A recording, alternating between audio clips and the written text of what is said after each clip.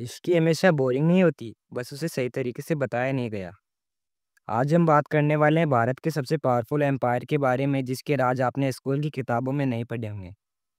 Maurya empire, जिसका राज Ashok the great था, जिसका मेंटर चाणक्य था और जिसके दुश्मन भी उसके इंटेलिजेंस से कांपते थे। लेकिन इस एम्पायर के पीछे छुपे हैं कुछ अनबिलीवेबल सीक्रेट्स, जिन्हें जानकर आप सोचने पर मजबूर हो जाओगे, ये सब सच था या सिर्फ एक कहानी। Part one, Chanakya the mastermind. Chanakya सिर्फ एक टीचर नहीं थे, वो भारत के पहले रॉ चीफ थे। उन्होंने मौर्य एम्पायर के लिए एक सीक्रेट इंटेलिजेंस सिस्टम बनाया, गुप्त पुरुष। ये लोग नॉर्मल लोगों की तरह दिखते थे, कभी सन्यासी, कभी मर्चेंट और कभी नाचने वाले तक बन जाते थे। इनका काम था राजद्रोहियों का पता लगाना, शत्रुओं के प्लान को फेल करना और अंदर की खबर राजा तक पहुंचाना। भाई, एक बार एक मिनिस्टर ने अशोक के खिलाफ साजिश की, अगले दिन उसका नाम हिस्ट्री से गायब हो गया। इतना पावरफुल था चाणक्य का spy network. Part two, underground tunnel secret cities. Pataliputra, आज का पटना, एक टाइम पे दुनिया का सबसे एडवांस सिटीज में से एक था। मेगास्थनीज देखता है कि यहाँ की महल गोल्डन पिलर से बने थे और सड़कें इतनी बड़ी थी कि 10 लोग साइड बाय साइड चल सकते थे। बट ये सब तो ऊपर था, असली राज तो जमीन के नीचे छिपे थे। इट इज सैड कि अशोक के महल के नीचे सीक्रेट टनल्स बने थे, जिनके जरिए वो किसी भी जगह भाग सकता था और कॉन्फिडेंशियल इंफॉर्मेशन सीक्रेटली भेज सकता था। जिस टनल सिस्टम के एक तरह का एंशियंट वीपीएन था।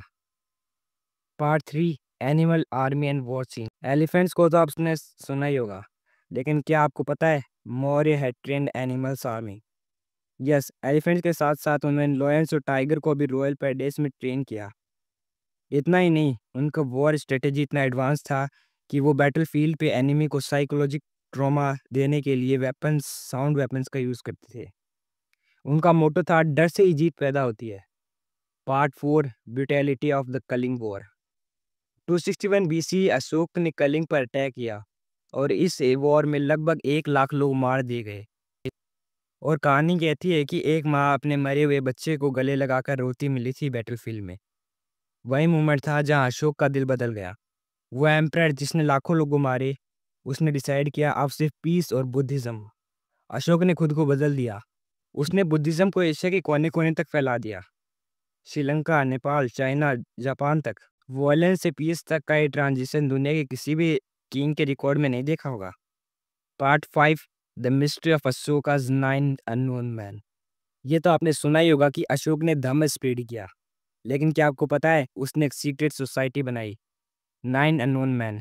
एक ऐसी ग्रुप जिनके पास था knowledge of energy weapons, biological warfare, time travel theories, communication with other civilisation.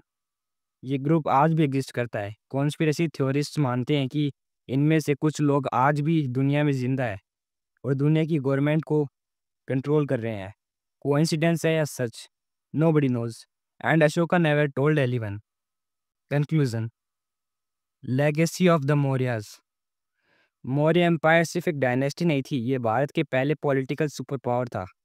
एक ऐसा सिस्टम जहाँ प्लानिंग, नॉलेज और साइंस ने एक साथ काम किया।